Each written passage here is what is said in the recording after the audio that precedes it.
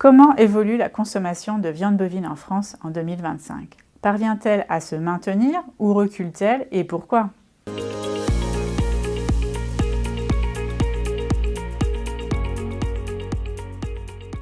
La consommation par bilan en France de bœuf et de veau, c'est-à-dire les abattages en France auxquels on ajoute les importations et desquels on retire ensuite les exportations, a reculé de 3,4% sur les 9 premiers mois de l'année 2025, alors que l'année dernière, à la même époque, il ne reculait que de 1,7%. Cette baisse de la consommation par bilan est principalement liée à la baisse de la production en France.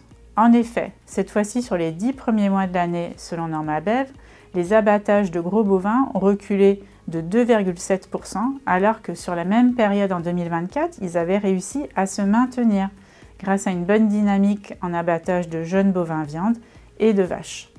À cette évolution de la consommation par bilan qui recule, s'ajoute une hausse du prix aux consommateurs, qui est elle-même liée à la hausse du prix aux producteurs, car la production, on l'a vu en France, diminue, et donc, par conséquent, ce qui est plus rare est plus cher. De fait, selon l'INSEE, l'indice du prix à la consommation du bœuf et du veau en France en octobre a augmenté de 8,2% sur un an.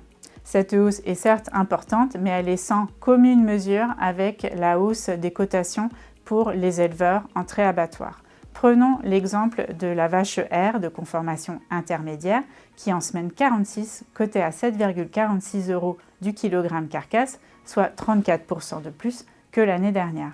Pour en savoir plus sur toute l'actualité du lait et de la viande en France, consultez librement notre site tendance avec un s-lait-viande.fr.